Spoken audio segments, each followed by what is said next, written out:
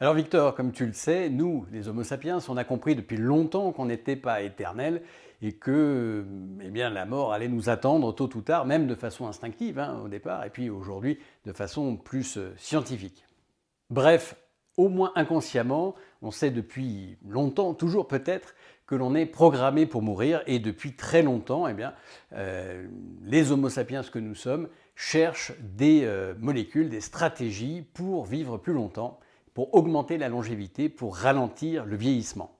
Et parmi les méthodes anti-âge, il y a un certain nombre de médicaments qui font le buzz actuellement, qui sont très à la mode, qui ont fait couler beaucoup d'encre. Mais alors, que valent-ils vraiment? Améliorent-ils la longévité? Quel est leur rapport bénéfice-risque pour ralentir le vieillissement? Et bien sûr, comme d'habitude, on terminera par la question pratique, que peut-on faire concrètement avec ou sans ces médicaments? Voilà ta mission du jour, Victor. Est-ce que tu es OK? Super, allez, on y va. Alors juste avant de commencer la première question, si vous n'êtes pas encore abonné à notre chaîne, n'hésitez pas à le faire. Ça nous permet d'être référencés et ça nous aide donc à proposer du contenu. Et pensez à activer la cloche de notification afin de ne rien rater.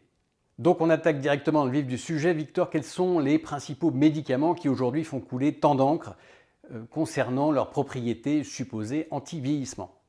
Dans les médicaments anti-vieillissement, il y en a surtout trois dont on parle beaucoup. Tout d'abord la rapamycine ou sirolimus, la metformine et l'aspirine. Et est-ce que tu peux, de façon simplifiée bien sûr, nous donner une idée de leur fonctionnement?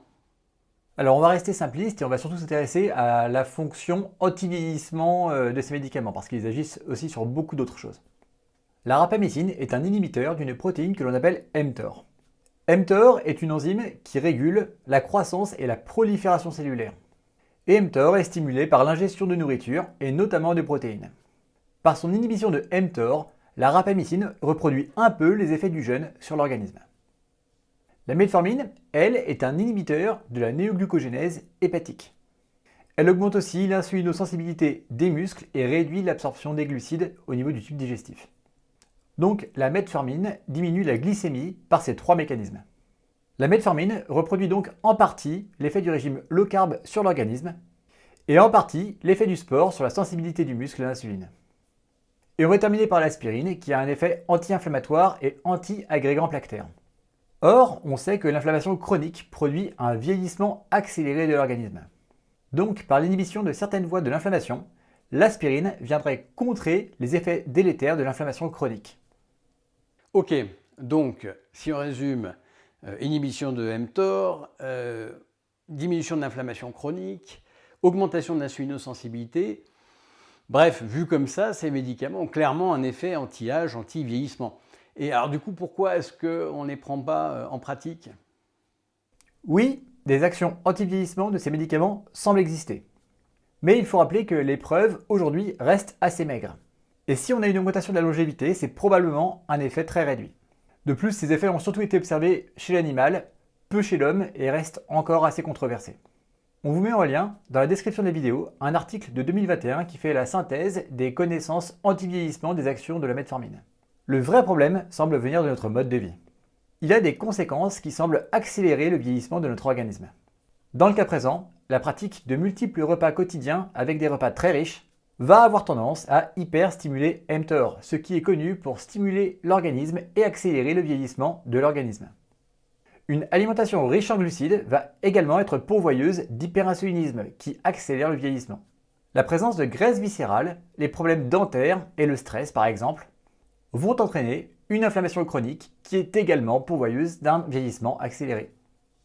Les trois médicaments dont l'on parle vont venir s'opposer à ces mécanismes délétères. Mais à la base, si ces mécanismes délétères existent, c'est principalement à cause d'un mode de vie inadapté.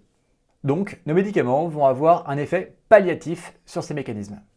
C'est-à-dire qu'ils vont traiter des conséquences du mode de vie inadapté et non traiter le problème à la racine.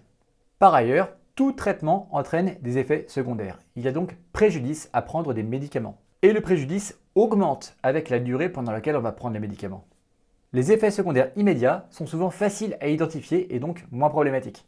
En revanche, les effets secondaires tardifs, liés à un traitement sur le long terme, sont cumulatifs au cours du temps et donc plus difficiles à identifier et à traiter lorsqu'ils finissent par se déclarer. Et donc, même si ces effets délétères existent, ils sont moins connus et donc moins pris en compte en pratique.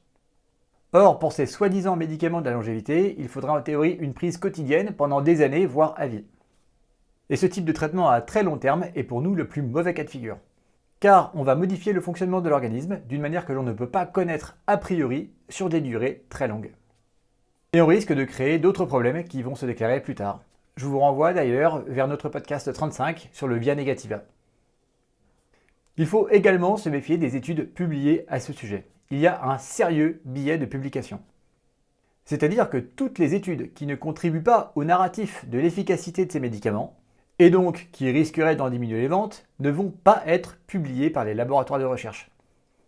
Les chercheurs sont financés au moins indirectement par l'industrie pharmaceutique et ils ne vont donc pas nuire à la main qui les nourrit. Il est vrai que notre vieillissement est codé dans nos gènes et que nous en sommes victimes. Mais le mécanisme de ce vieillissement est trop complexe pour pouvoir y apporter une réponse simple, voire magique. Du type prendre sa pilule tous les matins par exemple. Alors peut-être qu'on y arrivera un jour, mais aujourd'hui ça n'est pas le cas. Et oui, ces médicaments ont bien sûr des effets secondaires à long terme et à court terme, et c'est pas toujours les mêmes. Donc, est-ce que tu peux nous en dire un peu plus sur les effets secondaires de ces médicaments?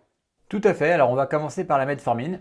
Alors c'est un médicament qui est habituellement bien toléré chez les patients diabétiques, mais qui provoque des inconforts digestifs fréquents, des diarrhées et des ballonnements, surtout en début de traitement. Si ces sujets vous intéressent, je peux vous renvoyer vers notre podcast 53 sur les inconforts digestifs. Ce qui est plus grave sur la metformine, c'est qu'elle entraîne une diminution d'absorption et donc une carence en vitamine B12. Et cette carence est neurotoxique. D'autres carences sont possibles, comme par exemple en folate ou en certains minéraux, mais elles ont été peu étudiées. Également, la metformine est un produit qui est éliminé par le rein et qui peut donc être délétère en cas d'insuffisance rénale. Concernant la rapamycine, ses principaux effets secondaires sont dus au fait que c'est un médicament immunosuppresseur. C'est-à-dire qu'il va diminuer considérablement l'activité du système immunitaire et c'est pour ça qu'on l'utilise en pratique médicale courante. Il permet de diminuer le risque que le système immunitaire d'un patient rejette une greffe. Par exemple, chez un patient qui a été greffé rénal, on va aller neutraliser le système immunitaire après la greffe pour diminuer le risque que le patient rejette sa greffe. Et donc, cette immunosuppression entraîne un risque important d'infection potentiellement grave. Mais il y a aussi d'autres effets secondaires, et notamment, ça favorise la survenue du diabète ou du syndrome métabolique. Et on va terminer sur l'aspirine, qui, bien que ce soit un médicament que l'on connaît depuis très longtemps et qui soit globalement bien toléré, entraîne des effets secondaires potentiellement graves. On peut citer le risque hémorragique, qui est en fait un risque augmenté de saignement. Donc ces saignements peuvent être par exemple une hémorragie digestive ou un AVC hémorragique. Et il y a aussi un risque élevé d'allergie par rapport à d'autres molécules. L'aspirine peut aussi entraîner des complications assez graves en cas d'infection bactérienne ou virale. Et ça, c'est à cause de son action anti-inflammatoire qui va diminuer la réponse normale de l'organisme aux agents infectieux. Et enfin, ça peut provoquer des ulcères digestifs et des problèmes rénaux. Bon, alors Victor, ces trois médicaments, rapamycine, metformine et aspirine, donc, ont des effets qui semblent compatibles avec des effets anti-vieillissement, anti-âge. Néanmoins, il y a des effets secondaires parfois donc très sérieux, comme tu as dit, même très inquiétants, surtout sur des prises chroniques. Et du coup, est-ce qu'on doit conseiller ces médicaments à des gens qui souhaiteraient obtenir un effet anti-vieillissement? Nous, chez Sequoia Santé, on pense que ça n'est pas une bonne idée. La balance bénéfice-risque est défavorable. Surtout que les clés des effets anti-vieillissement nous semblent atteignables par des changements de l'hygiène de vie. Et c'est d'ailleurs la base de notre méthode Sequoia Santé. Et si ces thématiques vous intéressent, si vous n'êtes pas déjà inscrit, abonné à nos mails des conseils secrets de Sequoia Santé, alors c'est le moment de le faire. On vous propose chaque semaine des conseils pour justement augmenter votre bien-être, votre santé et votre longévité. Le lien figure dans le descriptif. Victor, c'est l'heure de la question pratique, pratico-pratique. En pratique, que faire? Alors je vais rester générique ici et je vais me focaliser sur les actions anti-vieillissement qu'auraient pu conférer nos fameux 3 médicaments. Alors, pour un effet rapamycine, tout d'abord, l'introduction d'une période de jeûne intermittent au prolongé. Et on va également éviter d'avoir un régime hyperprotidique. Ensuite, pour une action metformine, on va adopter un régime pauvre en glucides, de type low carb cétogène. Et on va être actif physiquement et pratiquer du sport. Et ensuite, pour avoir un effet aspirine, on ne va pas être en surpoids et avoir de graisse viscérale. On va bien faire soigner ses dents. Et on va également éviter le stress chronique en dormant suffisamment et en ayant des activités de relaxation. Bon, ben voilà, un beau programme. Merci Victor, merci de nous avoir suivis jusque-là. Alors pour résumer en 3 mots, oui, certains médicaments, notamment rapamycine, aspirine, metformine, ont des propriétés qui peuvent être compatibles avec un effet anti-âge, anti-vieillissement potentiel. Et en fait, en mimant certains mécanismes normaux qui sont impliqués dans la longévité, la bonne santé, le bien-être. Voilà, donc raison pour laquelle on préfère recommander les mesures qui naturellement stimulent ces mécanismes que l'on a au plus profond de nous, au plus profond de nos gènes et de notre épigénétique, et non pas de prendre ces médicaments, parce qu'en ce qui les concerne, ils ont donc d'autres effets que Victor a détaillés, et non seulement leur innocuité n'est pas prouvée, notamment sur le long terme, a fortiori sur des utilisations comme celle-là, et leur efficacité n'a pas été non plus totalement prouvée chez l'homme, loin s'en faut, et la plupart du temps, elle n'a même pas été prouvée du tout. En fait, s'il y a vraiment un intérêt de ces médicaments, c'est de venir corriger des problèmes sous-jacents comme le diabète, l'obésité, le surpoids, le syndrome métabolique dont on parle souvent. C'est aussi le cas de l'inflammation chronique qui peut être la conséquence du syndrome métabolique, mais aussi y participer. Bref, tous ces problèmes qui sont liés à une mauvaise hygiène de vie, un mode de vie actuel qui n'est pas du tout compatible avec ce pourquoi nous sommes faits et donc avec nos gènes. Bref, prendre ces médicaments, c'est traiter des problèmes de santé au prix d'effets secondaires, alors même que l'on peut prévenir, améliorer et parfois même renverser ces problèmes de santé avec des méthodes naturelles qui constituent la base de la méthode Sequoia Santé.